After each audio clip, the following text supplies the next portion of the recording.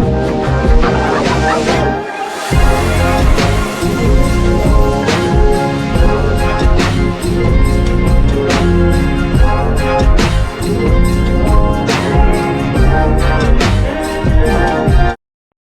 and welcome to the City of Good Sports podcast. This is Richard Miller. This podcast is basically going to be covering everything Western New York sports and everything in the overall sports world in general. As the podcast progresses, I'm going to have many special guests, many interviews, many feature stories. I have one coming up about Western New York college basketball where I'll talk to Damon, UB, and Canisius. But I figured there's no better time to start my first episode right now because the World Series is happening. The Bills are coming off a huge momentous win against the Panthers, and the NBA season has just started. So without further ado, let's get into it. So there's no better way to start off the podcast to talk about the World Series and talk about my Toronto Blue Jays. So Game 5 was last night. The Blue Jays won 6-1 against the Los Angeles Dodgers. And the game already started off on a really high note. Davis Schneider, who's not having the best postseason, got his first homer of the postseason in a really big moment. Way to open up the game. You know, he's not an everyday starter. They only really started him because they didn't want to start Lucas, the lefty bat, against Snell, the lefty pitcher. But he came in and he immediately showed out. And then next at bat, Vladdy sends another one out of the park. That's his 8th home run of the postseason. That's 2 away from Randy Arosarena's record, which is 10 home runs in the postseason. So, and that's the first time ever in World Series history that the game starts off with back-to-back home runs, and that's exactly what they did. And the story isn't even that. You know, I could get into the hitters. Even Isaiah Kiner-Falefa, his first hit of the World Series, his first stolen base of the postseason happened in Game 5. But the real story is Trey Yesavage, and I cannot fathom how great Trey Yesavage is. This is our ace. This is the future. He has all the makings of a superstar pitcher. And this is a guy who started in single A.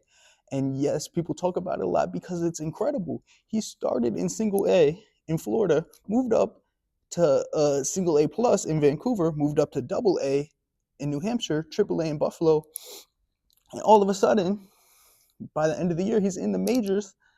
And come playoff time, he's asked to start Game 1 of the World Series and asked again to start Game 5 of the World Series. And in Game 5 of the World Series, he gave 12 strikeouts, only 3 hits allowed.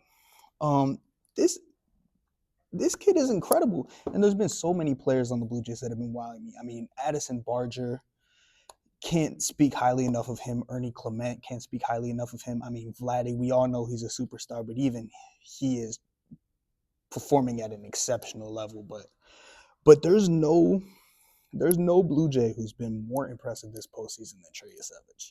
And he's doing this on a minor league contract. He has millions of dollars in bonuses, but as far as his actual salary go, it's still a minor league salary. He's still only getting $57K a year salary-wise. And the way the MLB works is that your rookie season is not until you play your full rookie season. So he's technically not even started his rookie season yet. And he already has a better postseason resume than 90 to 95% of the pitchers in the MLB, if not more. You know, he has that high release point. It's a little unorthodox, but it works. I mean, listen, Yesavage is going to be very good for a very long time, and the Blue Jays need to pay this man. And he's worth every penny he asked for. This is our future ace. This is the future of the team pitching-wise. And the fact of the matter is, as high as the Blue Jays payroll is, it's not these big contract players that are, besides Vladdy, of course, that are providing for us. It's the Addison Bargers. It's the Ernie Clements. It's the Trey Yesavages. So, I mean, Game 5 is incredible. And now they have a chance to win the World Series at Rogers Center on Halloween night. It doesn't get more exciting than that. And the Blue Jays have just had such a great energy. I've said that they feel like a team of fate. There's something so special about this team. There's something so special about how the fans show out for them, how loud the Rogers Center gets. Rogers Center, unrelated note, is probably one of the best ballpark atmospheres in the entire MLB. They have the retractable roof, the view of the CN Tower, and they just have one of the best fan bases in the entire MLB. There's not a team that deserves it more this year than the Toronto Blue Jays. And you just see the way they're a team of rallies, they're a team of runs, and they're just a team of energy, and everyone's playing above expectations. There obviously there are guys who haven't been that great, not to single out Miles Straw or anybody, but there's such a tight-knit group. Chris Bassett, who I'm going to talk about, said this is the most tight-knit team he's ever been a part of. And Bassett, let's talk about our relievers. Okay, so Seranthony Dominguez, Game 3, gave up that meatball right down the middle to Ohtani. But even with our bullpen concerns, right? Chris Bassett's playoff stats so far: 6.2 innings pitched, 0 earned runs, 8 strikeouts. Eric Lauer in Game 3, even though we lost Game 3, the only reason it lasted 18 minutes was because of Eric Lauer's superstar heroic performance, where he pitched 4.2 innings, 68 pitches, which is 50 more than any other game he's pitched. And he only gave up 2 hits. I mean, in 0 runs. I mean, this team, man, like, they have so many signature moments already, and they haven't even won it yet. Whether it be the Springer home run, whether it be the Vladdy grand slam, whether it be the Barger home run, and just Trey Yesevich in general. I mean, okay, so now that we've covered Game 5, I'll talk about, because there was 3 games back-to-back days, all in LA. So I'll start with Game 3, the 18-inning game. Okay, this is a game that lasted 6 hours and 39 minutes. So Kirk and Barger were both 2 out of 4, but were substituted for Heineman and Straw, who ended up batting 0 out of 5. And we went into those extra innings with basically a double-A team plus Vladdy, and that wasn't Vladdy's best game, okay? Even though Vladdy wasn't bad, it was an off game by his standards. So for that to even last 18 innings is a testament to our pitching. Yeah, that was an iconic Ohtani game. He got walked 5 times. He got on base, I believe, 9 times. Well, 9 times on base. When I'm saying on base, I also mean the 2 home runs he had, and obviously the walk-off home run from Freddie Freeman. But I don't want to talk about the losses right now, because guess what? We're up 3-2. So let's talk about our win in Game 4, where we won 6-2. Vladdy, the 2-run shot off of Ohtani in the 3rd inning. That was his 7th home run. He just had his 8th home run last night. Incredible playoffs. Shane Bieber, very serviceable, 5.1 innings pitched, 4 hits, 3 strikeouts, 3 walks, but only 1 run. Bassett, I just talked about Bassett, 2 innings pitched, 1 hit, 0 runs.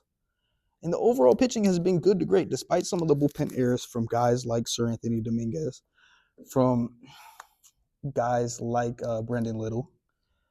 The pitching has been way above average, and a lot of teams were, a lot of fans, a lot of critics, a lot of journalists were concerned about our pitching, but it's exceeded expectations. Even Max Scherzer, okay, refused to get off of that mound. And yeah, he's not prime Max Scherzer. Yeah, he's been walking a lot of people. He's playing at a very high level right now. It's not prime Max Scherzer level, but you could just see it, the competitiveness in this team, how badly they want to win this World Series. It's something that if you're a Blue Jays fan right now, you're on top of the world. And they honestly have all the momentum. They have Game 6 and 7 in Toronto. They have 2 shots to win it, but they have a shot to win it in Rogers Center on Halloween night, and I truly believe that they will win it. Kevin Gausman is the starter. We still have yet to see if George Springer will play again this series. If not, at least Bo Bichette is healthy and activated, and we could get into Bo Bichette being a free agent, but that's for a later episode. The Toronto Blue Jays if they do not win the World Series, and I don't want to jinx them, then I don't even think it's that much of a disappointment. Now, I'll be completely disappointed. I'll be heartbroken if it does happen. But this was a team, no one even picked them for the playoffs. Most of the people, most of like the analysts, when they were doing their rankings, their standings, they had them in either fourth or fifth place in the AL East alone. There were a lot of people that thought, oh, maybe this team gets 80 wins. People were spending the whole postseason thinking about where Vladdy should go. Oh, Vladdy should go to the Red Sox. Oh, let's give him to the Dodgers. Let's give him to the Yankees. Let's give him to these teams that get all the superstar players because they're super high payroll. Vladdy is a Blue Jay, and he's winning with the Blue Jays. And guess what? This is a team of fate. There's no team. The Blue Jays make baseball fun. Beyond the signature moments I've talked about now, even in this World Series or this playoffs, Springer, Barger, Guerrero, Yasevich. Historically, they just have so many moments. Even for a team that only has 2 World Series, which is more than some teams have. They have the Joe Carter home run. They have the Bautista moments. They have the Encarnacion moments. I mean, I'm so grateful that I picked the Blue Jays as my baseball team because they truly make baseball fun. And this is a team of fate. I truly believe that they are going to win the World Series since 1993. They're going to be partying like it's 1993. And, since we're on this high note of the Blue Jays, I'm going to pivot to the NFL and,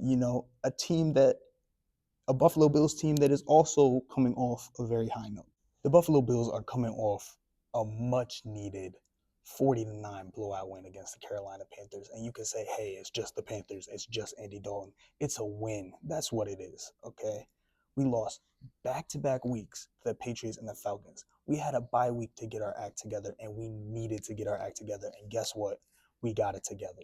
James Cook is having the best year of his career.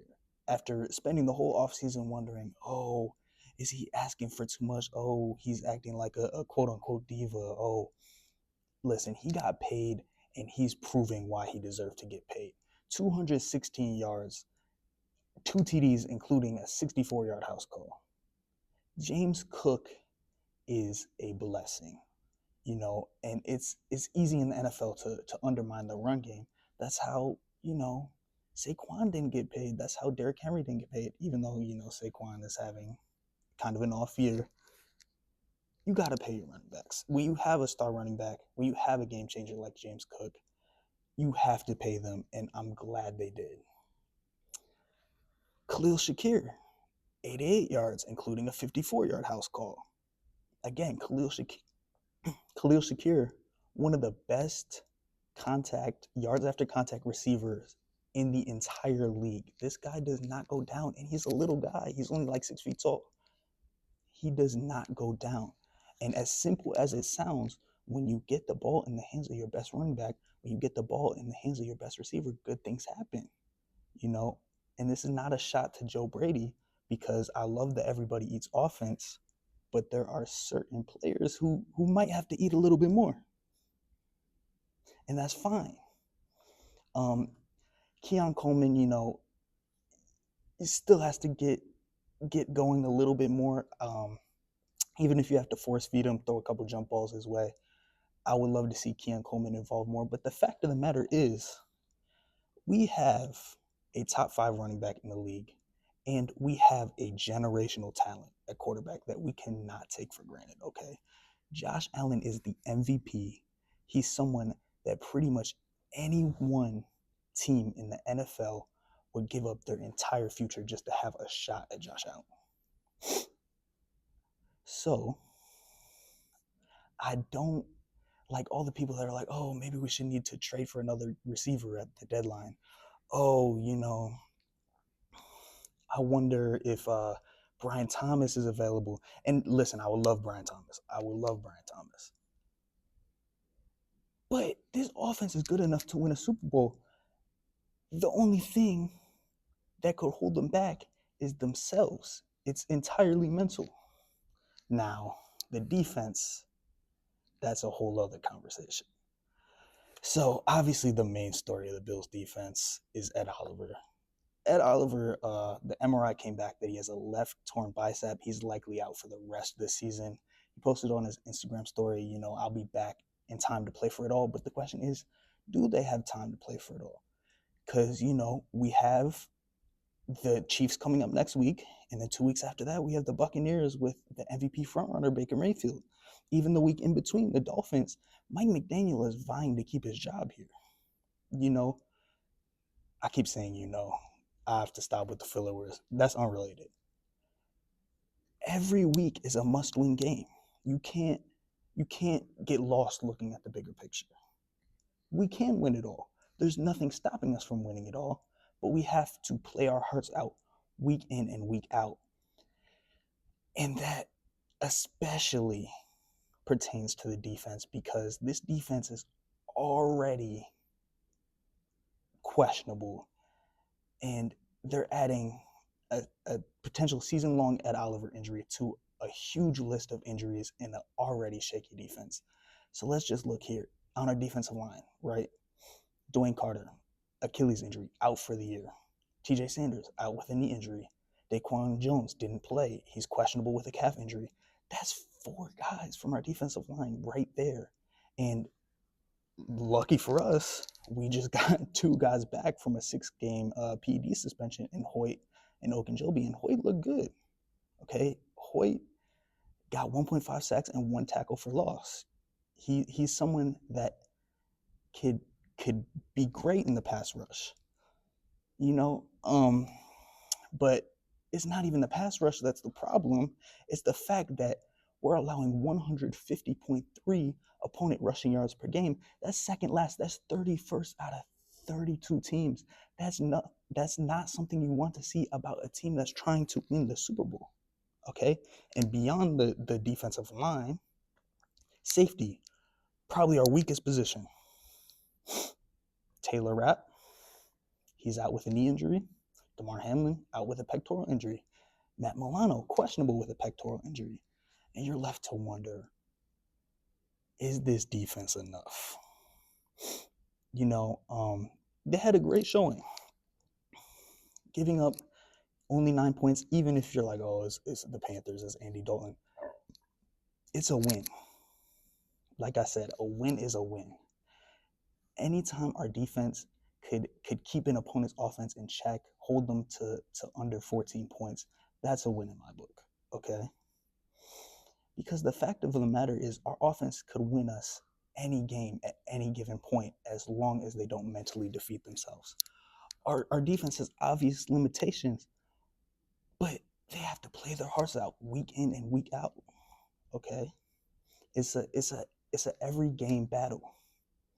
So while I'm not the most optimistic about it, hey, listen, we have a potential stud rookie corner who just played his first game. He looked good. He didn't get a chance to shine to the level that he could be at. But Maxwell Hairston played well, okay? Benford is still a very good player. Terrell Bernard is still a very good player. We have pieces, but can we play as a unit, and can we get better against the run game? Rico Dowdle, you could say they held him in check. He still averaged 6.8 yards per rush that game. Honestly, the Panthers didn't give him the ball enough. They should have given him more carries than Chuba Hubbard. This is not a Panthers podcast, though. Listen, our run defense looked probably the best it has all year, and you still gave their best running back 6.8 yards per carry. That's not great. And it's only getting worse with these injuries. And it's something that, this is contradicting myself because I'm like, oh, it's an every week basis. But when you look at the bigger picture, right? You look at the Colts, you're like, oh, Danny Dimes in the postseason, this is an unexperienced team. Can we stop Jonathan Taylor? Jonathan Taylor is the likely offensive player of the year. He's probably an MVP front runner if it wasn't such a quarterback award. Like I would certainly consider voting for him. The Colts look unstoppable right now. You know, the Patriots look unstoppable right now. And if this is if, it's again, I'm contradicting myself because I'm thinking so far ahead. But you look at the AFC playoff picture, right? And we're not even talking about the Chiefs. I'll talk about the Chiefs next week and the Chiefs in relation to the playoffs in a little bit. But you look at the other teams that are there, right? The Colts, the Patriots, even the Chargers. These are inexperienced teams. These are teams that on paper we should beat. But we need the mental fortitude to beat them. We can't beat ourselves. And the rest of the schedule is a test, okay? We still have an Eagles game coming up. And we have the Chiefs this week. Now, the Bills tend to beat the Chiefs in the regular season and lose in the postseason. I think every Bills fan notices this pattern. So, like, it's hard to be like, oh, I'm so hyped to play the Chiefs. I'm super hyped to beat them in a regular season game when you know what they do to us in the playoffs. But we can't look at that. It's entirely mental. Like, everything with the Bills is mental. They need the mental fortitude to go in this game and be like, hey, we need to secure our spot as the top dogs in the AFC. This team always finds a way to beat us in the playoffs, right? We need to show them that we're better than them. Because at the end of the day, there's nothing stopping us from being better than them. There's nothing stopping us. Josh Allen is, at least in the past couple of years, at the same level, if not better than Patrick Mahomes. This is the most talented quarterback in the NFL. This is the MVP. He's insanely athletically gifted. He's an insane passer, okay? Our offense, listen, yeah, Xavier Worthy's a good player, but Rashee Rice is a good player. Our offense as a whole is not, I would argue it's better than the Chiefs. Okay? We still have Khalil Shakir. We still have James Cook. We still have Dalton Kincaid. Keon Coleman still has a lot to show. There's nothing stopping us from beating this team, whether it be the regular season or the postseason. And this game is a huge test. Yeah, okay, we beat them in the regular season. It doesn't matter. You can't fall in that, oh, we always beat them in the regular season but lose in the postseason. You got to beat them in the regular season and the postseason. You need to show why the Buffalo Bills deserve to be in the conversation, why you believe the Buffalo Bills could win their first Super Bowl. And Josh Allen gets in this habit, and it's always been a thing, where sometimes he gets in his head, and he's gotten so much better at it. But again, you can't fall into that, oh, woe is me, when you're the best quarterback in the NFL. Talent-wise, you are. You can't let this team feel like they have leverage on you, regardless of what history tells you. Never let them have that one up. We have a better record than them. Plain and simple. Show them why you're the better team. So I definitely feel like this win was much needed because they fell in that mental decline. Rush defense, terrible against the Falcons. They let Bijan Robinson completely annihilate their run defense. Their pass defense looked like against the Patriots, and this is going back. You let Stefon Diggs get the mental advantage against you. Like, you can't let history and all these premeditated, quote unquote beefs or whatever, or Stefon Diggs is obviously hungry to beat the Bills. He's 2-0 against us, right? You can't get in your heads like that. And I'm just using him as an example. It's a pattern with this team. And I believe McDermott is a good enough motivator to really motivate the Bills into being a mentally tougher team. Because it's not just the Panthers that they could beat 40-9. They could beat majority of the NFL by that much if they really put their mind to it week in and week out. It's the truth. And you could say all these trades they could do, all these roster moves they could do, all these contracts they could restructure. I would consider trading for defensive linemen come trade deadline. Obviously, it's looking a little bleak there. But at the end of the day, it starts with the players we currently have on the roster. They're more than enough. Yeah, our defense is bad. But who's to say it's not a Super Bowl level defense? When you've seen how good Benford could be, when you've seen how good Bernard could be, when you've seen how good Rousseau could be, and when you've seen how good this team could play as a unit. I'm not a huge fan of some of our players on our defense. I'm not a huge fan of Bobby Babbage, but it's enough. The Bills are enough, okay? So I could get all technical here, and trust me, I will as the season progresses. But, this was a feel great win, and you needed it because you're playing the Kansas City Chiefs. You can't get into these mental declines that I see so often from the Buffalo Bills. And it comes from a long history of just us, failing at big moments. I'm just saying it how it is. Don't let your past failures define you. Focus on the present. It's a weekly basis. There's a quote from Giannis, who I'll talk about in my NBA segment, where he says, when you focus on your past, that's ego. When you focus on your future, that's pride. And when you focus on your present, that's humility. And the Bills need to focus on their present. They need to have a certain level of humility. And with that humility, it doesn't mean, I'm no better than.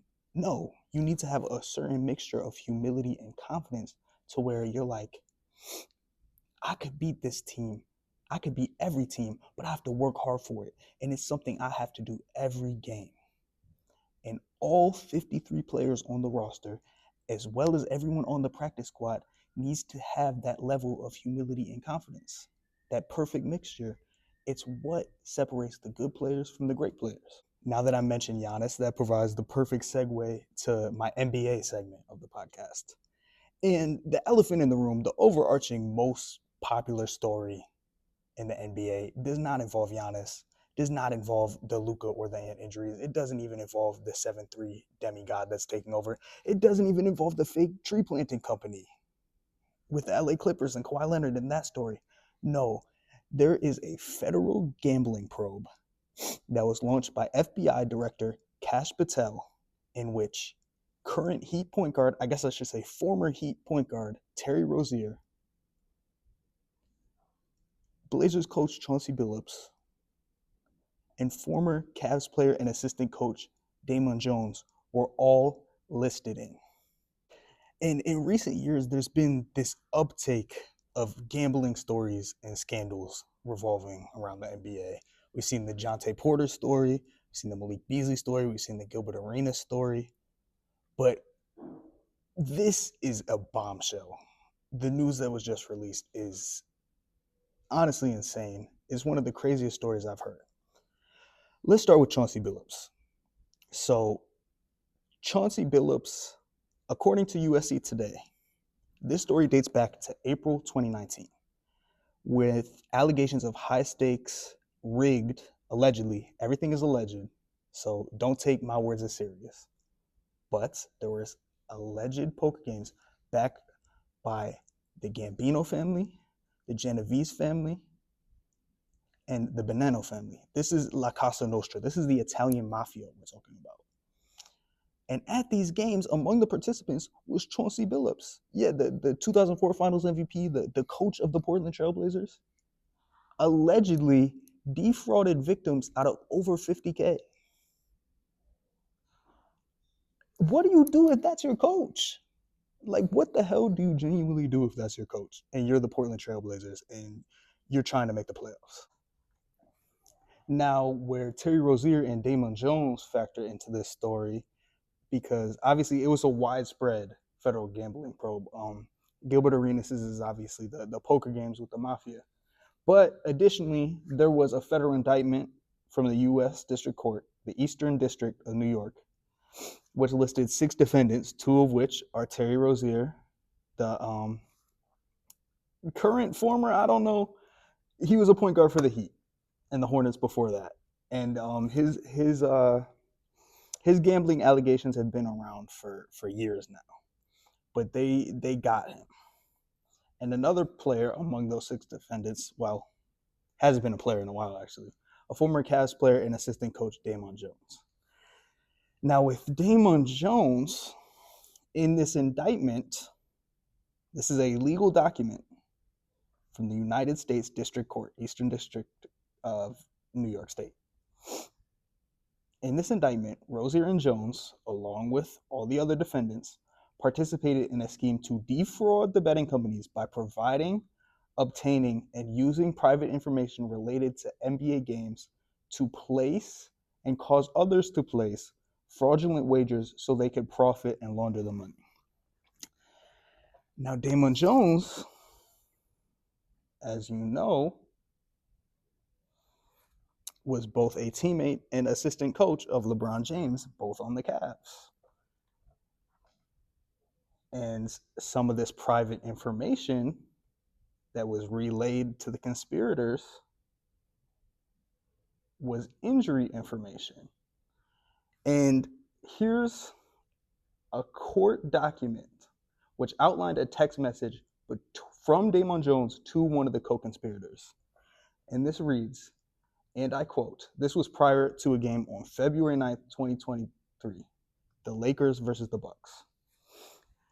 Damon Jones texted, get a big bet on Milwaukee tonight before the information is out.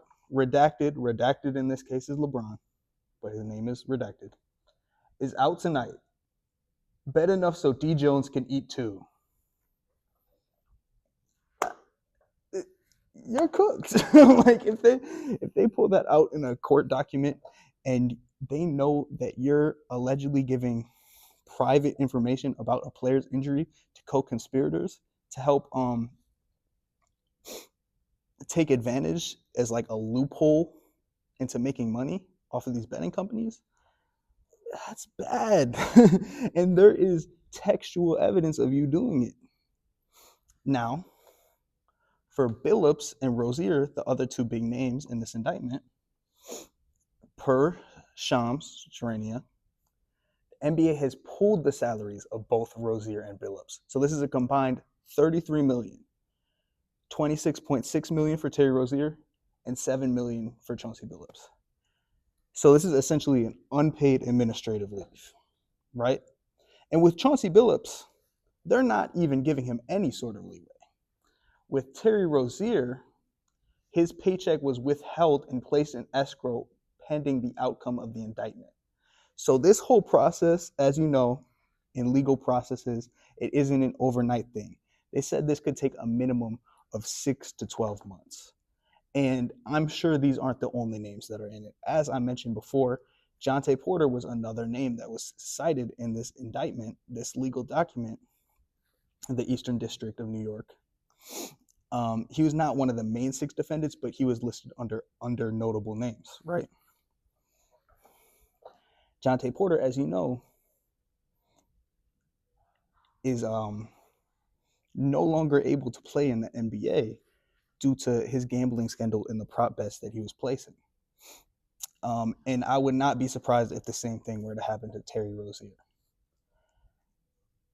As far as Malik Beasley goes, we still have to see if his name comes out in this whole probe, this whole indictment. Gilbert Arenas as well. You know, another name that came up was Kevin Garnett. Now, Kevin Garnett was cleared. However,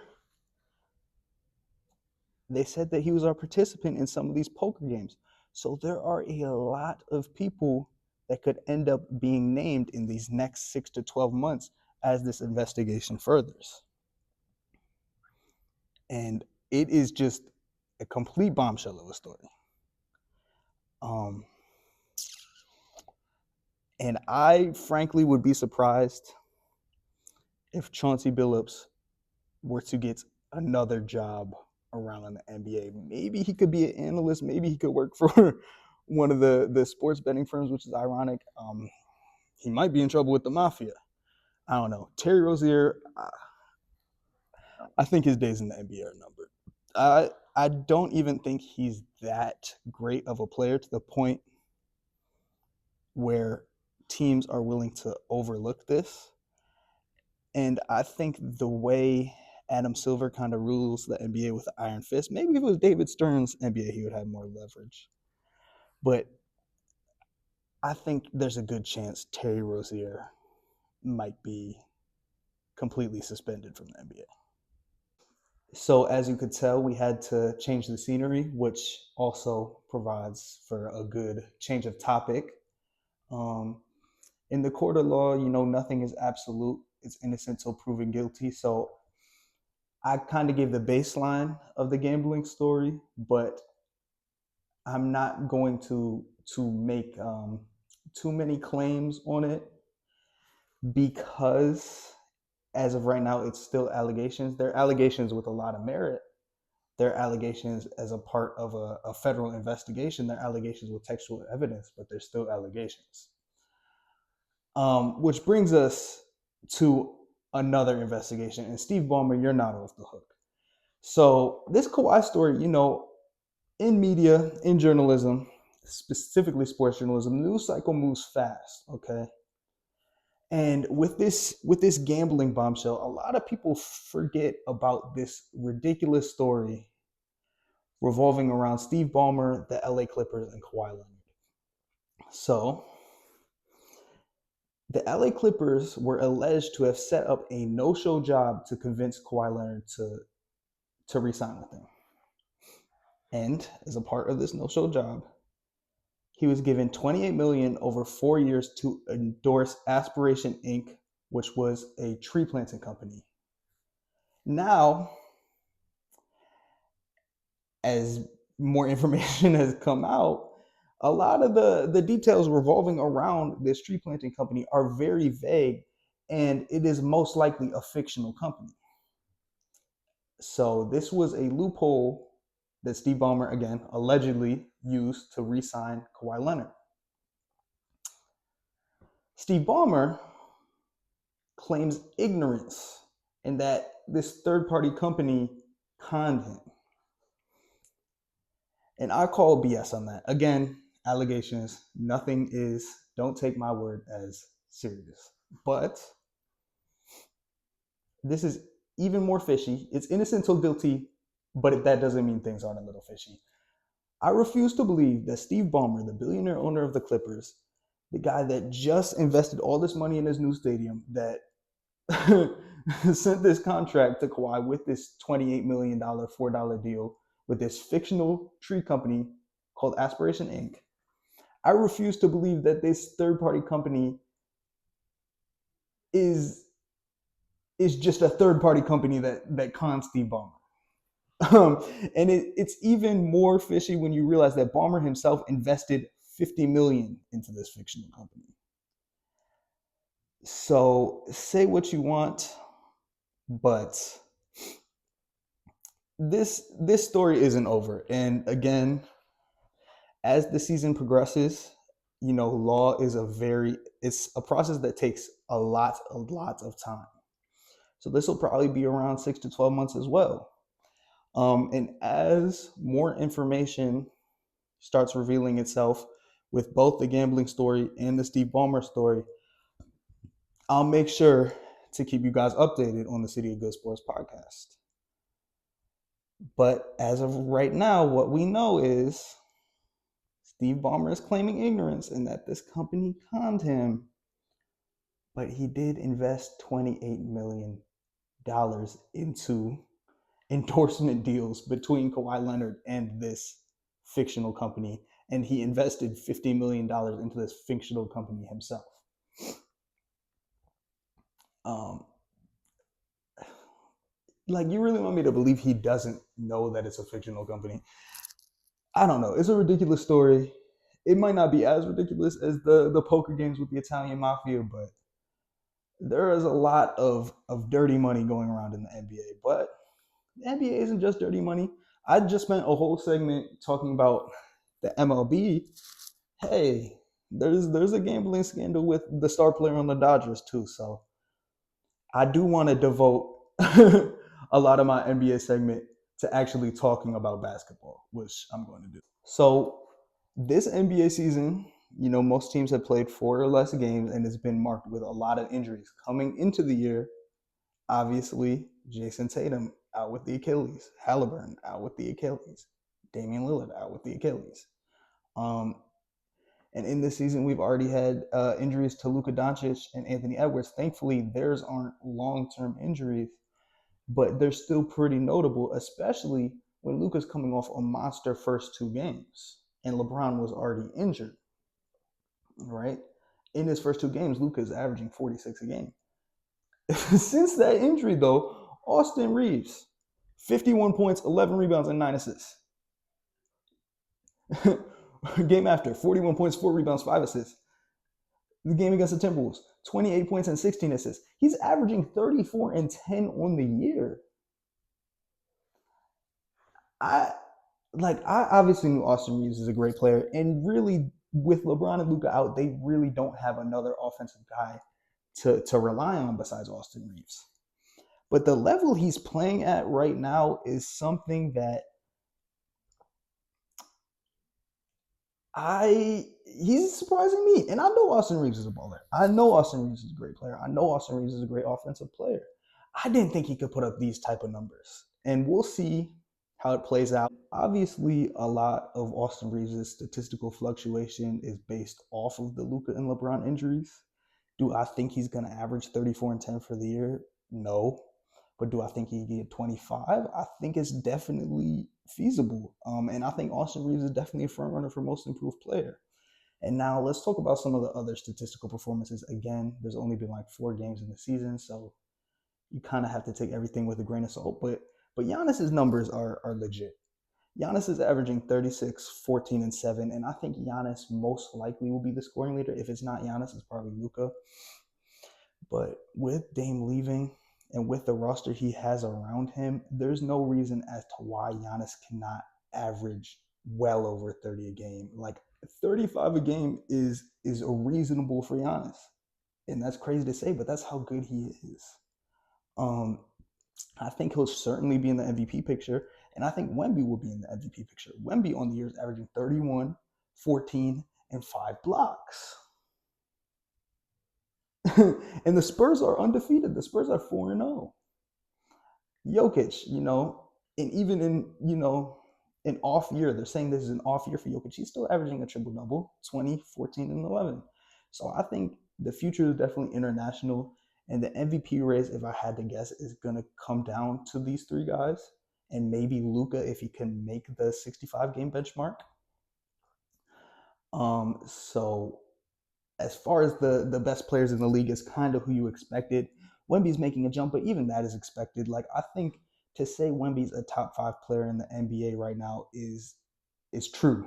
Like, I don't think it's a stretch. I think I would go Giannis, Jokic, Shea, Luka, Wemby, and Wemby has room to really be number 1. I think in about 2 to 3 years, maybe less, Wemby will be the best player in the NBA. And as I mentioned, the Spurs are 4-0. Let's talk about some other teams that are 4-0, and these are surprising. The Chicago Bulls are 4-0. I did not see that coming at all. I personally, going into the year, I did not love the Bulls roster construction at all. I thought Modest Buzelis could have a big jump. I thought Kobe White could definitely be a 20 a game plus scorer, but I just did not like the idea of Kobe White, Josh Giddey, Modest Buzelis, Vucevic lineup and the spacing there and how they play together. Ayo Dosunmu, like, I don't know. I just don't love the Bulls roster, but they've been proving me wrong. They look good so far. Another team that's 4-0 is the Philadelphia 76ers, and it really has nothing to do with Joel Embiid. Tyrese Maxey is averaging 37.5 points per game on the year. VJ Edgecombe, their star rookie, is averaging 22.3 points per game. He had 34 in his first game. He's averaging 22.3, 5.8, and 5.5 assists. And I think he'll definitely be in the contending for Rookie of the Year. I think he's the front runner as of right now. And they still don't have Jared McCain yet. Once they get Jared McCain back, this is the best guard play the 76ers have seen in years. Dare I say, in the Embiid era. Because the fact of the matter is they have 3 guards who are all-star level players. And they have a coach who a lot of people wrote off, but Nurse is still one of the premier coaches in all of basketball. He's still an NBA championship winning coach. So now that I've talked about where the Sixers and Bulls are, this provides a great segue for me to do my standings prediction. And I'm going to start in the Eastern Conference. So I'm going to start at 15, the Brooklyn Nets. I'm sorry. Sean Marks has conducted, and I like Jordi Fernandez, speaking of coaching. I think Jordi Fernandez is a good coach. I think Cam Thomas and Michael Porter obviously proved it. They're players that are very role specific. They could be great players on a championship team, but they can't be the center of the team. They can't be just here's the ball, just you have the green light to do anything. That's a recipe for tanking. So I think the Brooklyn Nets are going to be the worst team in at least the East. I would say the NBA, and they're going to be a team that's going to be vying for AJ DeBenson in the first pick. At 14, I have the Washington Wizards. Now, the Washington Wizards have a little more promise on their team than the Nets do. They have a little more young talent. I feel like they've drafted a little bit better, but they still don't have the guy. And I think they were hoping that Cooper Flag could be the guy. Do I think Alex Sarr or Bilal Coulibaly or Bub Carrington are the guy? No. I think they're great young pieces, and it's why I have them above the Nets. But the Washington Wizards are still missing a lot, and they have veterans, honestly. And as a Bucks fan, I really do hope Chris Middleton could go, if not back to us, to a team where he could contribute and contend and be in the playoffs. And honestly, the same for CJ McCollum, even though CJ McCollum's CBA rules messed up a lot. You still kind of feel for him being on that team. 13, I have the Hornets. Now, the Hornets are just in no man's land. And yeah, they have good young players, but I don't know if you could build a team around LaMelo and Brandon Miller and Miles Bridges and expect them to be, a team that's really going to compete in the future. I just don't think their core is that great. I do like them all as players, like I said, with Cam Thomas and Michael Porter. If they get into the right roles, they could obviously contribute to a winning team. But the Hornets roster construction is just not that great. I do like Musa Diabate. I do like Ryan Kalkbrenner. Even Khan, that's why I have them ahead of the Wizards. But they're still, at the end of the day, they're still the Charlotte Hornets. They're not going to be much higher than 13th. Even if I'm wrong, I doubt they get above 11.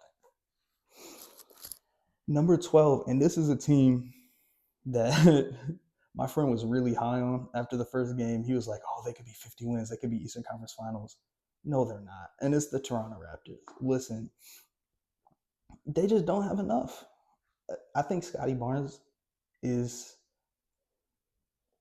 a star. I think he's an all-star level player. I don't think he's a superstar. I think Brandon Ingram's a good scorer. I think he could give you 20 a game. I don't know that he's a number 2 on a serious contending team. RJ Barrett. They have players. They have Grady Dick. But at the end of the day, it's just not enough. I just don't see it. Same with the Bulls, and the Bulls are 4-0. So I considered putting them in a play-in ahead of the Pacers, who are winless as of right now. But I still trust the Pacers more. I think Halliburton Achilles injury isn't going to take you from making the finals to being an 11 seed or lower. It might, but I think they're at least going to be better than the Bulls. And I kind of just spoil my 10 seed there. Mathurin, he's dealing with injuries too. Nembhard's dealing with injuries. Mathurin, when he plays, is averaging over 30 a game, though. Siakam's still a better star than any of the guys on the teams below him. You know, they still have that same system. They still have TJ McConnell. Their big man rotation obviously looks worse now that Miles Turner's gone, but you know, Obi Toppin, Jay Huff, Jarris Walker kind of playing center by committee. You know, it's not promising, but it'll do. You know, I think this is definitely an off year for them. I wouldn't be surprised if they were to tank. And that brings me to my next team, who I think will have an off year, and I think has a bad center rotation, is the Celtics.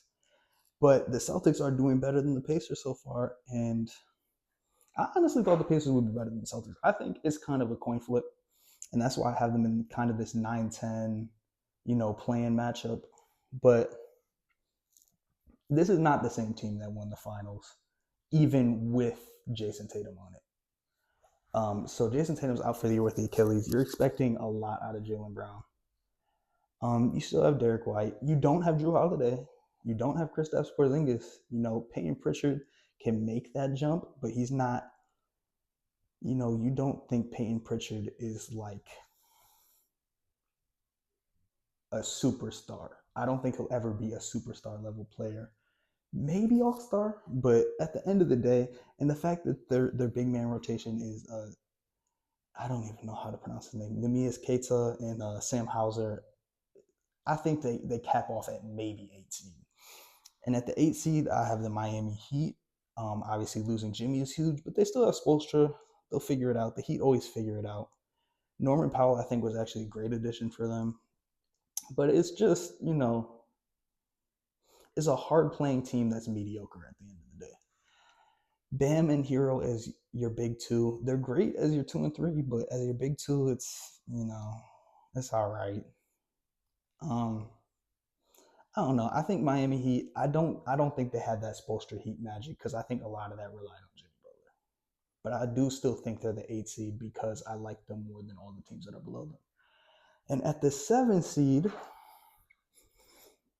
is my Milwaukee Bucks. Now, Giannis is gonna have to carry this team a lot. This roster is terrible without Giannis.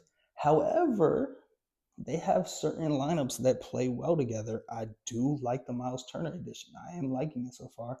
I was obviously skeptical. I still hate the Kuzma trade. I'm still not a fan of Kuzma. And I was skeptical of getting rid of Dame and getting Miles Turner, but I'm starting to see the vision a little bit. And Ryan Rollins is off to a great start. I think they have to know what lineups to go to and who to play. I don't want to see heavy Kuzma minutes, but I would like to see heavy Ryan Rollins minutes. I would like to see a lot of AJ Green minutes. I would like to see a decent amount of Kevin Porter minutes. Hell, I would even like to see Andre Jackson. I know he doesn't have a jump shot, but his defensive prowess and athleticism is enough for him to at least warrant getting 15 to 20 minutes a game, and maybe you could fluctuate it based on his performance. But the defensive intensity he plays with is enough for him to at least be a part of your rotation. And that's something I need Doc Rivers to figure out. Again, which brings me to Doc Rivers, who, again, if there's anyone I believe in less than Kuzma, it's Doc Rivers. But Giannis alone is going to be an MVP candidate. I think he's going to be the scoring leader, and he's going to will this team to the 7th seed. Now, at the 6th seed is a team that I thought would actually be around a 2 or 3 seed, but now that I watched them play, I'm like, I don't know. And that's the Orlando Magic. Orlando Magic, they built a solid defensive team. I mean, Paolo and Franz, they're great players. And adding Desmond Bane, I thought that would be huge, but the more I've looked at it, I'm like, that could go down as a terrible trade. They gave up 4 first rounds and a 29 first round pick for him, only for Cedric Howard, the rookie on the Grizzlies, to have similar production to him. They have around similar stat lines, and also Jalen Wells is a pretty good player too. In addition to 4 first round picks and a 29 first round pick swap. And the Magic, they have a ceiling. And that ceiling is Eastern Conference Finals. They're not making a finals. I don't think they could beat New York in the series. I don't think they could beat Cleveland in the series. Maybe they could beat everyone else, but you're not making the finals with that roster. And they're struggling so far. They've showed obvious limitations. At the fifth seed, I have the Atlanta Hawks. Now, I think the Atlanta Hawks are offensively better than the Magic, and they have their defense. Their team defense might not be as good as the Magic, and a lot of that is because of Trae Young. But they have one of the best defenders in the NBA in Dyson Daniels. They have a budding star who's putting up over 20 a game, who will likely be a 20 game scorer in Jalen Johnson. They got Porzingis, so they have Risa Shea, who people forget about. Risa Shea, he was a number 1 overall pick. The Atlanta Hawks will be the 5 seed, but I do think the 4 seeded Detroit Pistons will be better than them because I like Cade more than Trae. I like what they built. I like Detroit basketball.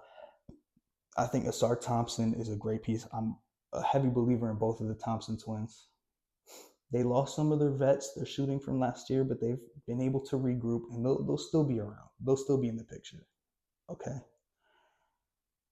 The 3 seed, and I can't believe I'm saying this, it's got to be the 76ers. I really believe in this guard play.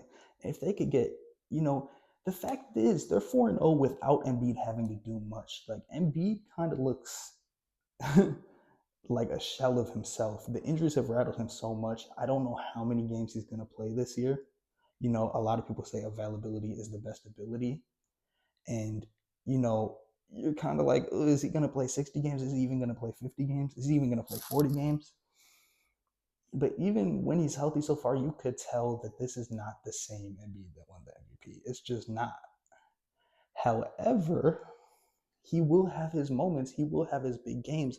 And when you have a star guard in Tyrese Maxey, who has an off chance at putting up 30 a game this year, and then you have another rookie who's looking like a future star in VJ Edgecombe, and then you have the front runner for Rookie of the Year last year before he got injured in Jared McCain, and you have a great coach and Nurse. I don't see why this team can't be a top 3 seed. Do I think they'll make the finals? No. But this is one of the better Sixers teams I've seen.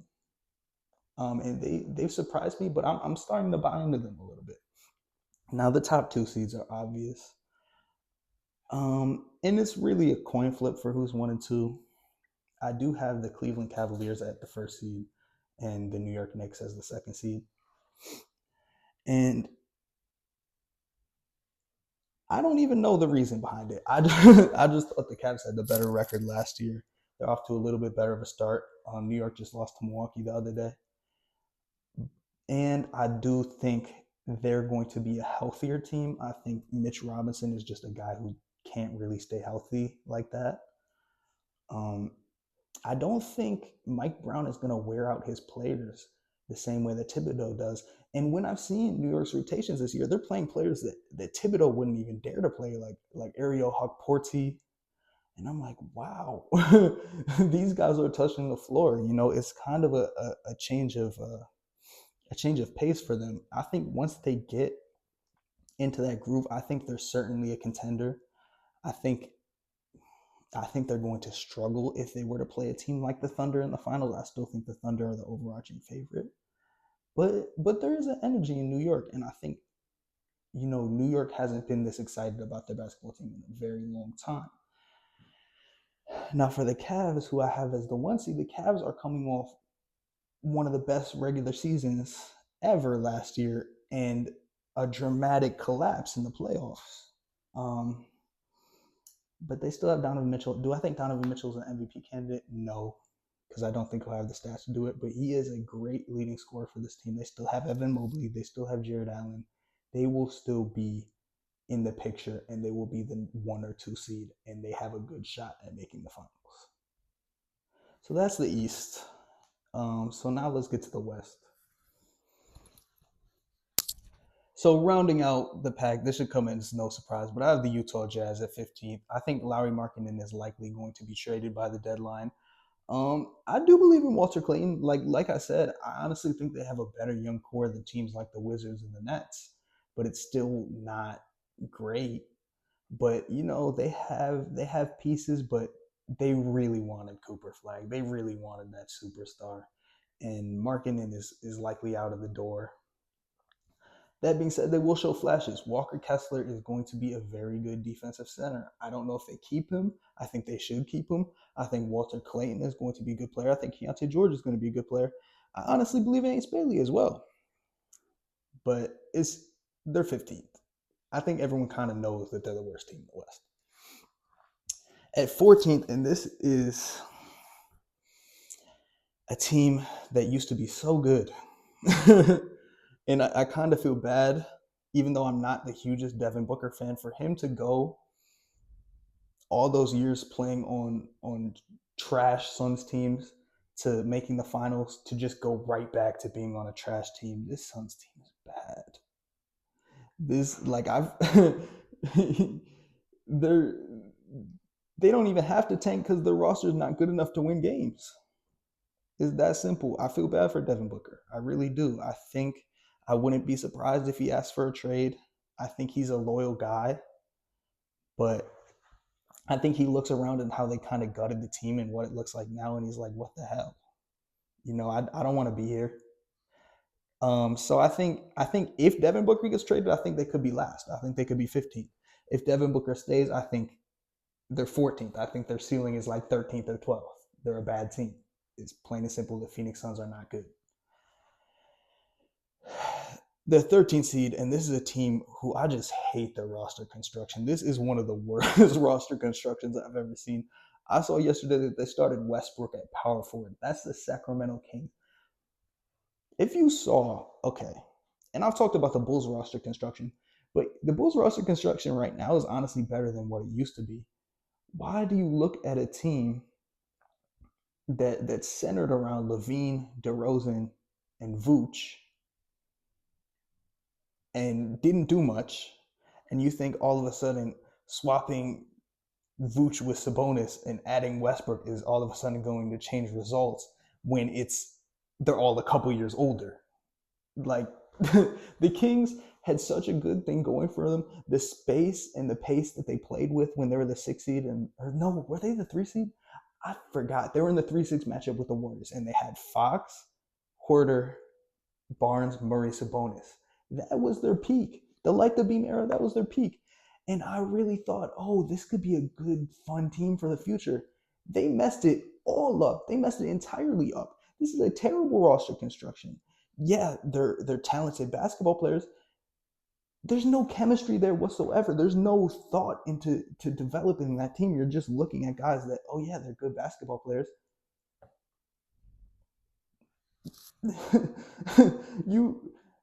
They messed up their team. They had a good thing going. Even they had Halliburton. They traded for Sabonis. That ended up looking like a win-win trade for a second.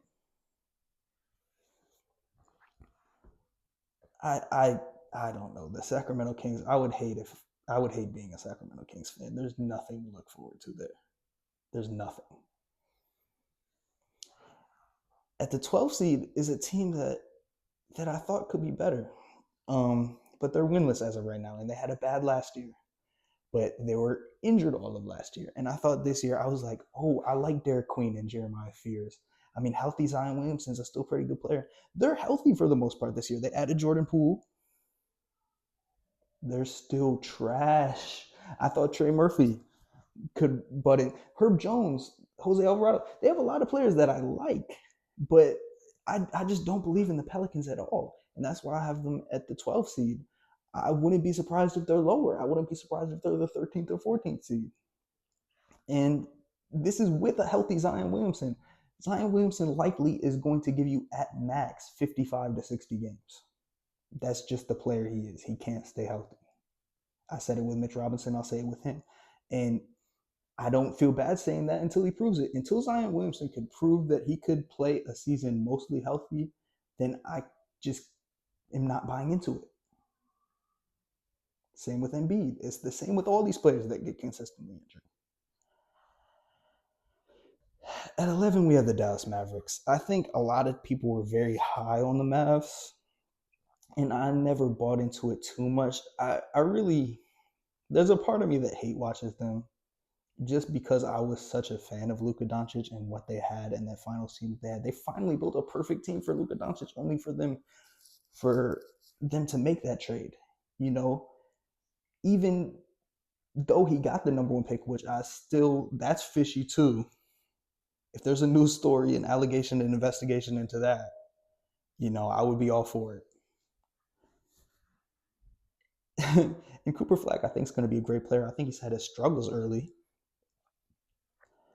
but this Mavs team, they're old. They're old. They have a perfect team for Luka Doncic. This Mavs team with Luka Doncic could be a contender. But the fact of the matter is they traded him away, and they're relying on an 18-year-old rookie to carry a team of vets.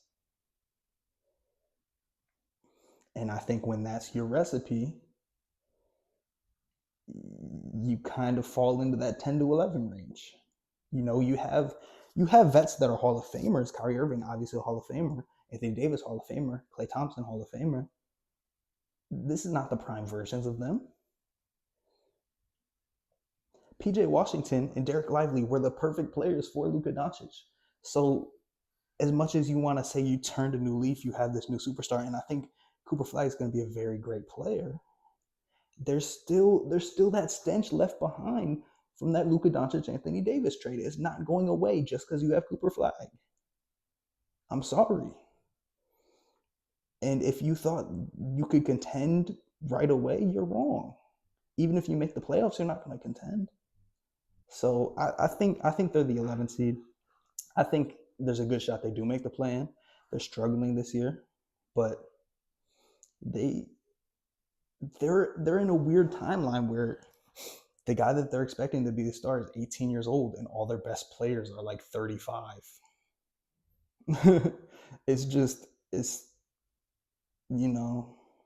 going to have to rebuild soon. I don't think this current Mavs roster construction will win anything just because their best players are mostly mid-30s and then one 18-year-old guy. It's just not, the timelines aren't matching up. The 10th seed, and this is even with their coach being gone to a gambling investigation. I said earlier in the podcast, what the hell do you do if you're the Portland Trailblazers? Well, guess what? Thiago Splitter looks like a good coach for them. I thought Yang Hansen would do a little bit more. It's been 4 games. I think Splitter could develop him perfectly. But Deni Avdija is having a very good year. Drew Holiday looks like the perfect vet for that team. And Jeremy Grant is most likely 6th man of the year. They're starting Holiday, Sharp, Avdija, Kamara, and Clingan, and it's working for them. And Scoot Anderson is still injured, and they still have Dame coming back next year from the Achilles. The Blazers are going to be competitive.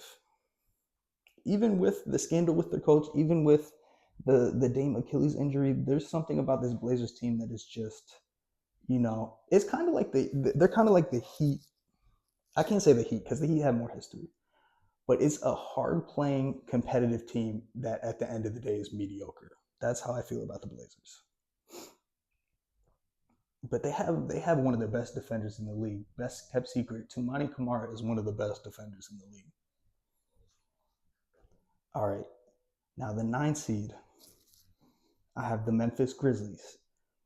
Now, I just said earlier, the Grizzlies are like, I just mentioned the Heat. The Grizzlies have that Heat kind of ability to always find somebody. They always get guys out of nowhere. The Thunder are like that too. They just always find guys. And Cedric Howard is looking like one of those guys. Jalen Wells is one of those guys. Do I love their big man rotation? I think Jaren Jackson's a more natural power forward, and I don't love, Jock Landale as a center. But they just have a deep team. They have a lot of players that could come in and play hard. Scottie Pippen Jr. is obviously dealing with his injury.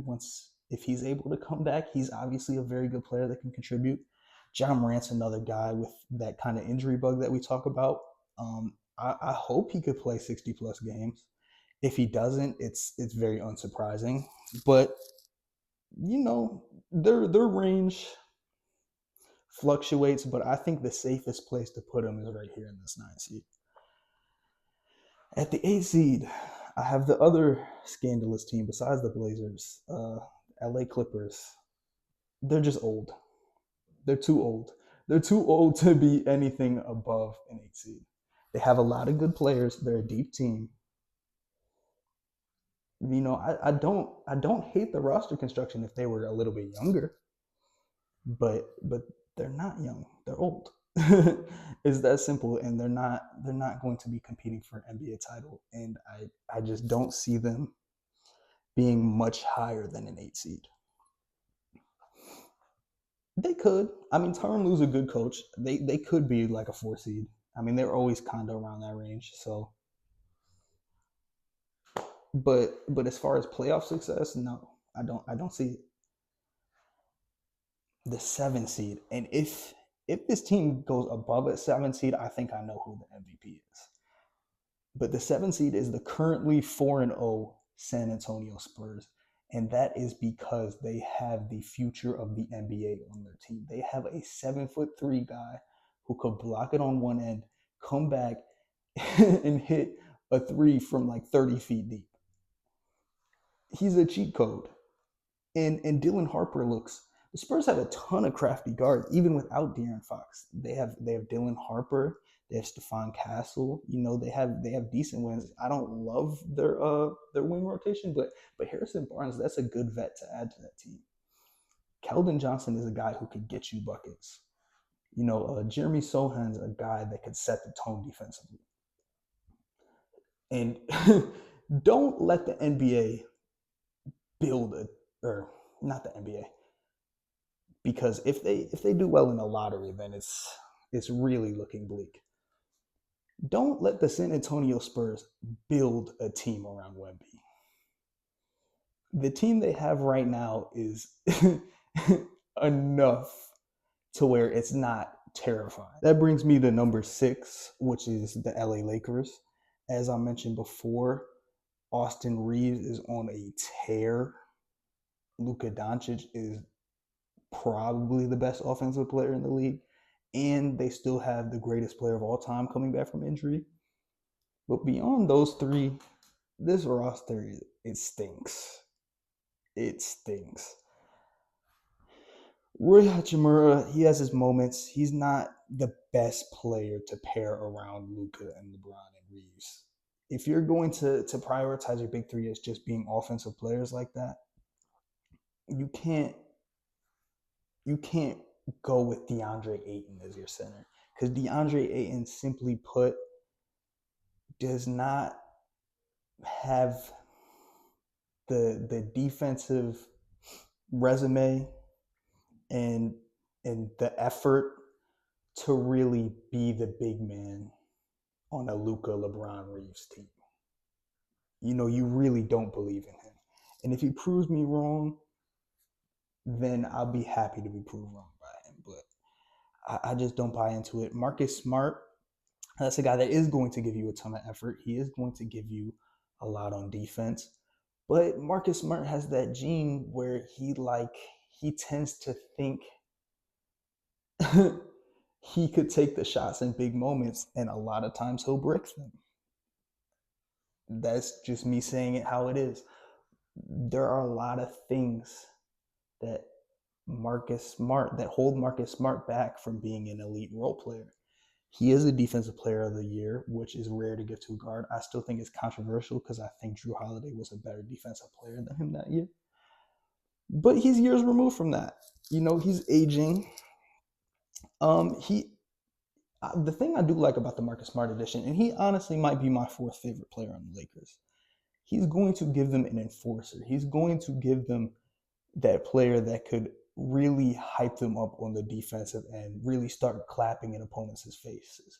So there's a part of me that does love that signing, but as I said, Marcus Smart could lose you a lot of games when he starts chucking, when he starts thinking that the game is about him, when he starts thinking it's his moment. And he has to know, hey, only take the open ones and don't do too much. Just that's the best way to put it. Marcus Smart could be great for them as long as he doesn't do too much. Gabe Vincent, sorry, he's not that good. And then the rest of the roster, I mean, Jake LaRavia, we still have to see. There was obviously a viral moment where the crowd was chanting "Who is him?" and that's Anthony Edwards was like, that's what I'm saying." But I still have to see more of Jake LaRavia to really assess him as a player. Jared Vanderbilt, I kind of know, minus the fact that he's rarely healthy. You know what his ceiling is. He's not the perfect role player for that team either. But Luka LeBron, maybe there's always a shot. It's just a slim chance. And as far as the regular season goes, don't expect them to be a high seed. Playoff time, they could turn it on. They could. But that supporting cast is just not good enough. I would like to see them restructure it in the trade deadline to the best of their abilities.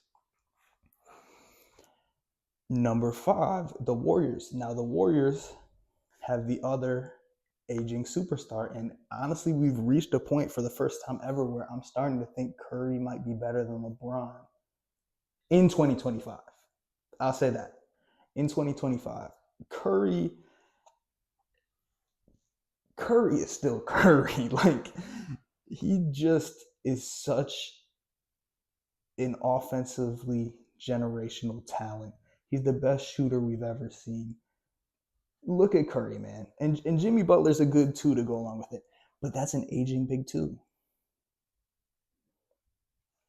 Now, the rest of the roster, I actually like a little bit more than the Lakers. Kuminga, you had all that noise in the offseason about his contract, what's going on there. He's been putting in effort this year. Kuminga, like Smart, is a guy that he can't do too much. He can't overplay, and he has to put in effort. But I still believe in Kuminga. Pods, role player. Could be a good role player. He could lose you some games, but he could also win you some games. Al Horford, Father Time still has yet to catch up to Al Horford. It might, but I still believe Al Horford could be he could contribute a lot come playoff time, even at his old age. They might have something with Will Richard. I still have to see more of him. I think Steve Kerr definitely likes him. I've been seeing him get a lot of minutes.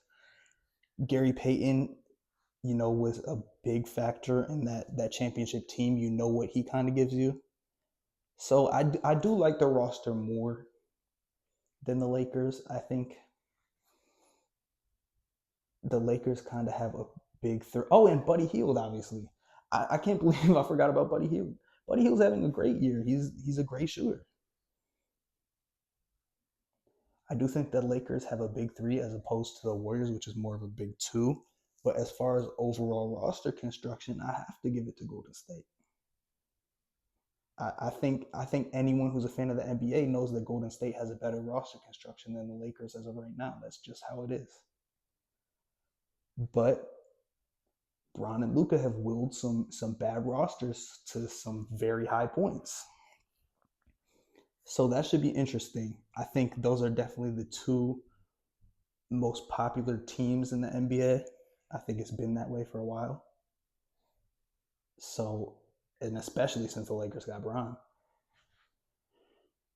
We'll see. I'm excited to see how it plays out.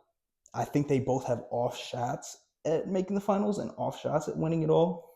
But, teams like the teams that are ahead of them have more of an edge. But it's still fun. It's still fun watching them and keeping up with them and seeing how their season will pan out. And I think right now I have them at the 5 and the 6 seed because you kind of know that's kind of how it has been. They're not going to be super high seeds because they're aging teams. I guess the Lakers are young now because they have Luka and Reeves, but it's still an aging Bron and an aging Curry. That brings us to my 4 seed, the Minnesota Timberwolves. Now, Ant has been dealing with injuries, but he should still play the majority of the season. And as long as that's the case, I believe that they're a top 4 seed. I am a fan of Chris Finch's system. I'm a fan of the team defense they play. I'm a fan of Jaden McDaniels and Naz Reid. I mean, I'm not a huge Gobert fan, but I'm a fan of the defense that they built around him. I think is perfect team defense. Even prior to last year, I was skeptical of if Julius Randle could fill the shoes of Karl-Anthony Towns, and he did just that. He gave us some signature playoff performances last year.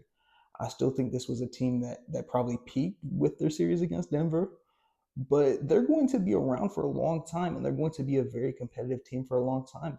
And Anthony Edwards is a top 10 player in the NBA, and he's one of the young faces of the NBA. So as long as all of this is the case, there's no reason as to why the Minnesota Timberwolves cannot be a top 4 seed.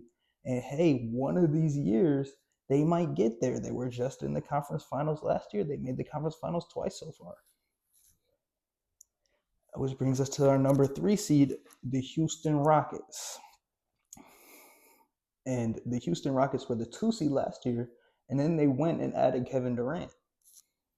And I think it's not even Kevin Durant that I think is the hugest story for them. It adds a lot. It adds an offensive element that I think they haven't seen before. Kevin Durant is still going to give people buckets. It's like Curry. It's like Bron. There are certain players where even when they age, they just are that good. Now, Kevin Durant is obviously not prime Kevin Durant, but it's still Kevin Durant. But I think the more important stories for the Rockets this year are how their young players progress, specifically Sengun and Amen Thompson. And if they could build that game 3, I've seen some great things out of Sengun this year. And I'll talk about it when I'm doing my award predictions because I have more to say about Sengun. But Sengun is slowly but surely, it's been 4 games, but don't be shocked if he makes that jump from all-star to superstar. And there are a lot of players that don't make that jump, but I could see it out of Alperen Sengun. I think he's kind of in a range with guys like Domantas Sabonis right now, where you're like, is he going to the comparisons to Jokic, listen, no one's going to be Jokic. Stop doing that.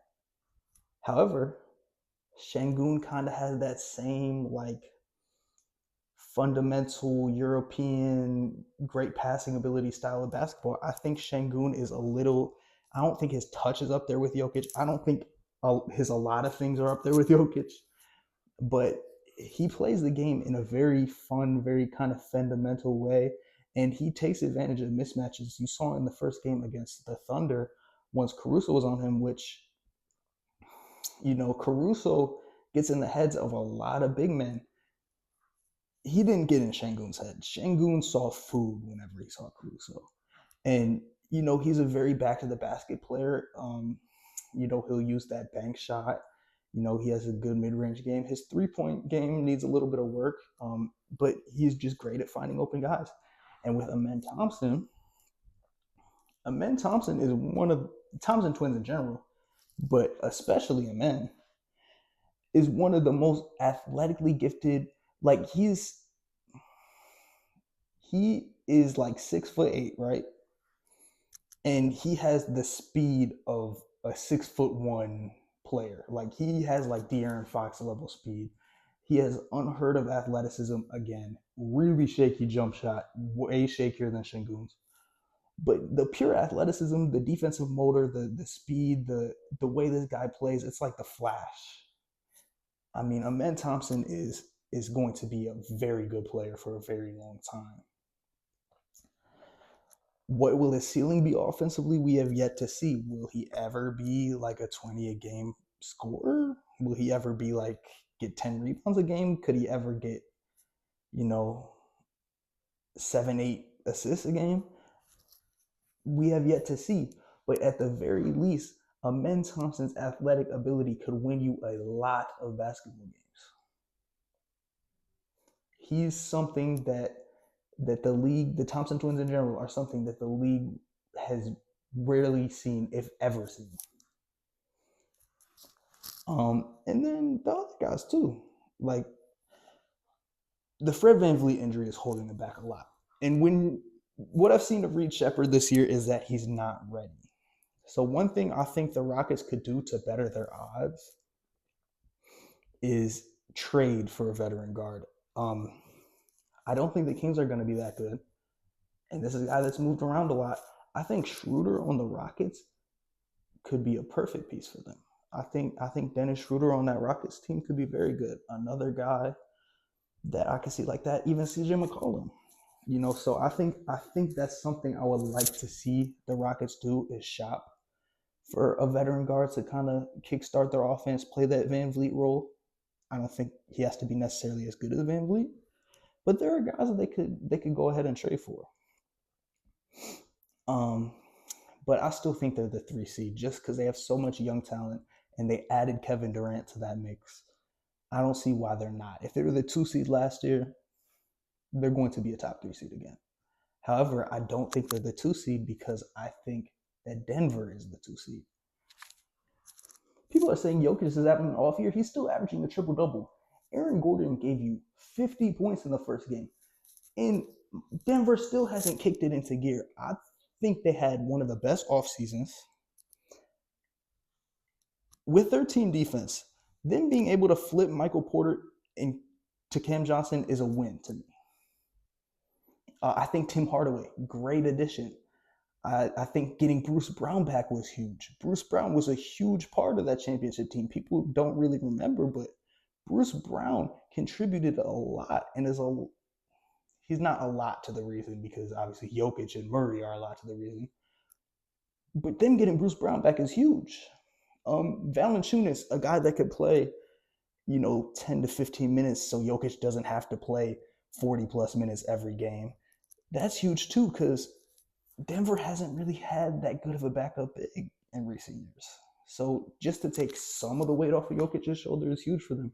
And then that Jamal Murray just could kick it into gear come postseason. And Christian Brown is still developing as well. So Denver, I think, has some of the best odds to win the NBA championship. I would not be surprised if they won their second championship. And I think they are the 2 seed this year. But the reason they don't have the highest odds and the reason that they're not the 1 seed is because of the OKC Thunder. Now, I personally am not a fan of the Thunder, but it's undeniable. And they just keep finding guys. Like this AJ Mitchell guy kind of came out of nowhere and is having a great start to the year for him. Jalen Williams still has to come back. I mean, they just have such a deep team, and they have the MVP in Shea. And Shea, even when he's not doing a great job of silencing that kind of hate that he's a foul baiter, because Shea will give you 30 night in and night out, even on his bad days. And his bad days, his 30 comes from like 18 free throws. He'll have like 12 points and 18 free throws. I mean, he's just great at using contact. He's great at finding his spots. That little, shoulder bump mid-range jumper that he does. And as far as the Thunder's defense, they get away with a lot of fouls, specifically Lu Dort. Lu Dort should realistically foul out of every game.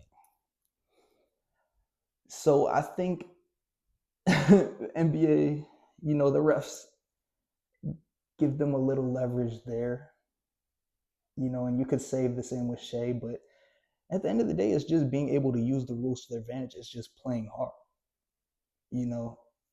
Don't shame them for do it yourself.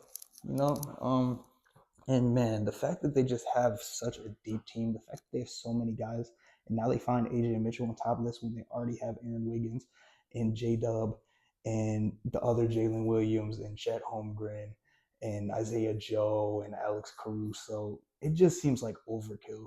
It really does. And I would not be surprised if they are back-to-back champions. I think they're honestly the favorites to win the championship. And I think they probably will have an all-time great record, and I think they will have the best record in the NBA. And it hurts me to say it because, listen, I don't love this team, but we might be witnessing a potential dynasty, and I think the only teams that could really stop it are Denver, Minnesota, and maybe Cleveland and New York. Like, do I think the Warriors or Lakers could beat them? I don't know. I don't like their odds. The Rockets, I don't really see it. I mean, maybe. I think the OKC Thunder are definitely the favorites this year. That's all I'll say.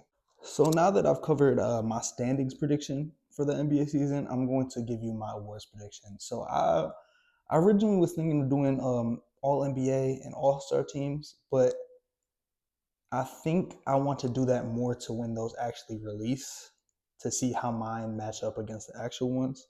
But as far as the actual award races, here are my predictions.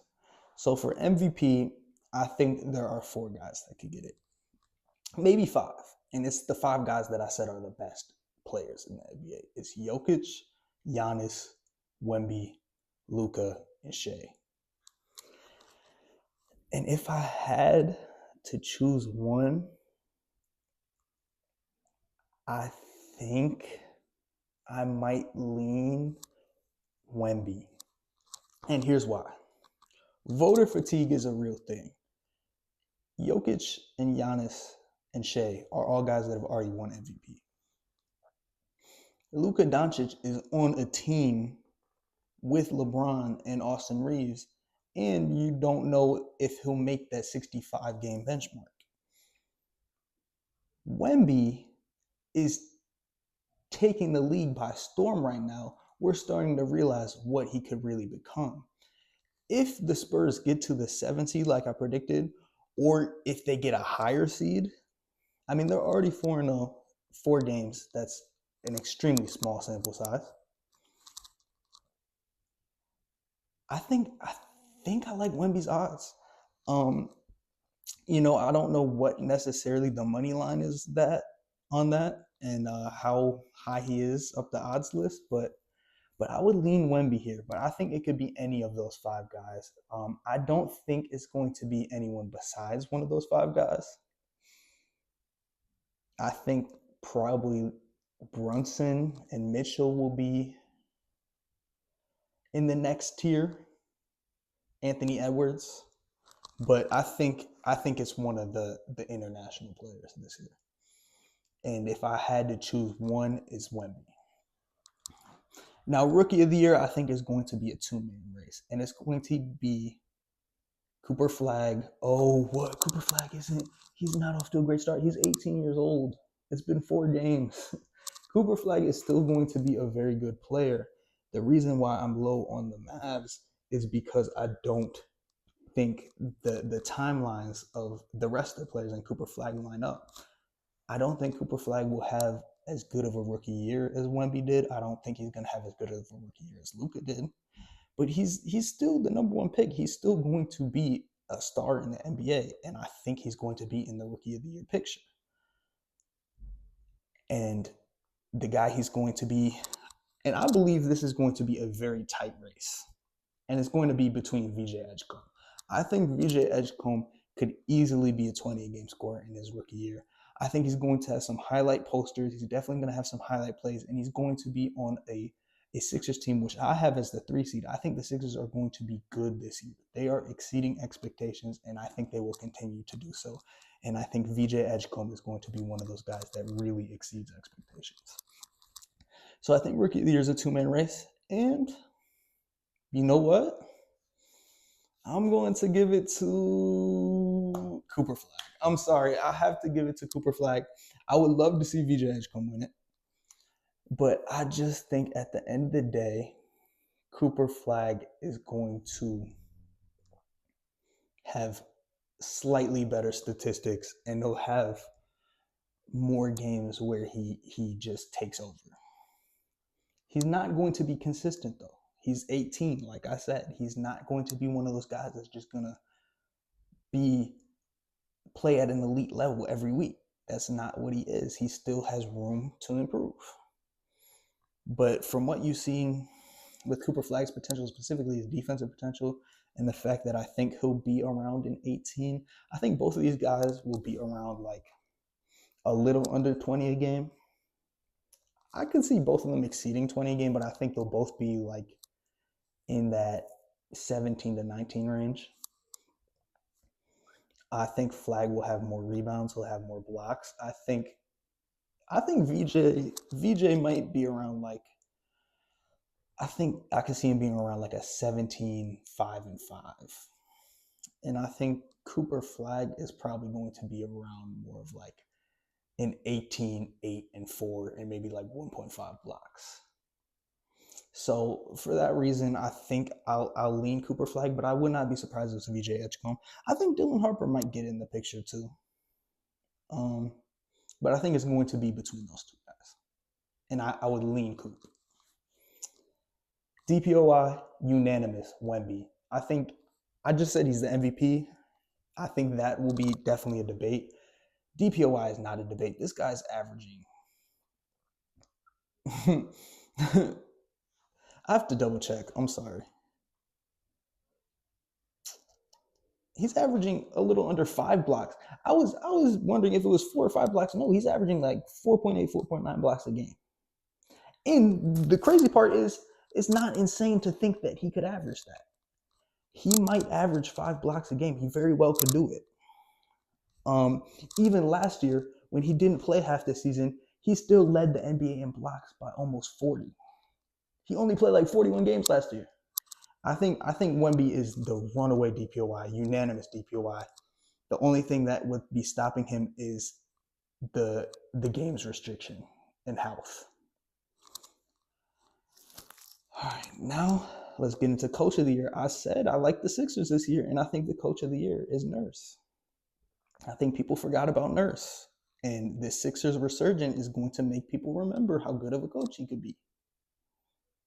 I think Mark Daigneault, you could give it to him and reward what the Thunder have been doing. JB Bickerstaff is going to be in the picture. Mike Brown could easily win it. But I'm going to go Nick Nurse here. Most improved player. Now there's a lot of players that want to be in the running for most improved player. I think Matas Buzelis, especially with how good the Bulls have been to start the season, I think he's probably going to be in the picture. I think Jalen Johnson of the Hawks is going to be in the picture, but I don't think his jump is going to be that big. At least statistics-wise, maybe performance-wise, it could be. Austin Reeves, like I said, 34-10 is not sustainable. So I think Austin Reeves will definitely have a statistical jump. I think he could get to around 25 a game, and I think he could win most improved player. I think, one of the Thompson twins could easily win it. But I think Alperen Sengun is going to win it. Because like I said, I think he's going to take that jump from star to superstar. I think his last year numbers, right? 19.1 points per game, 10.3 rebounds per game, 4.9 assists. Now, I don't think his rebounding numbers will go up that higher from 10.3. I think it'll probably stay around that range. Right now, he's averaging under 10. But his points and assists are going up. I think he's going to be around a 25, 10, and 7 guy this year. That's my bold prediction. I think Alperen Sengun is the most improved player. Sixth man of the year, I talked about how Jeremy Grant is coming off the bench. I think Jeremy Grant is the sixth man of the year. I think Naz Reid could win it. He's only averaging about 10 a game so far, but like I said, 4 games, small sample size. But I think the Blazers are just going to play so hard, and they're going to make that plan. And if they keep the same starting lineup with Jeremy Grant as a sixth man, I think Jeremy Grant's the sixth man. And he's the betting favorite, by the way, too. And I think he'll be a guy that hovers around 20 points a game too. I think he could very well reach 20 points a game. So those are my standings and awards predictions for the NBA.